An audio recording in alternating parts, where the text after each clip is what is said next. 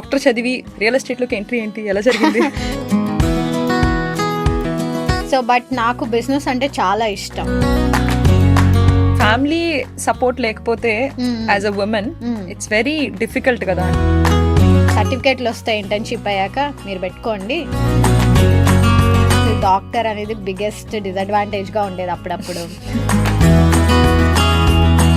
Who is that first person that trusted you? Okay you are doing good అని చెప్పేవాళ్ళు ఉంటారు, ఎలా చేస్తుంది అని కాంపిటీటర్స్ ఉంటారు, ఇద్దరు ఉంటారు. ఎప్పుడైనా మా మదర్ అన్నా సరే నేను చెప్తుంటా, నేను కారణ జన్మరాల్ని.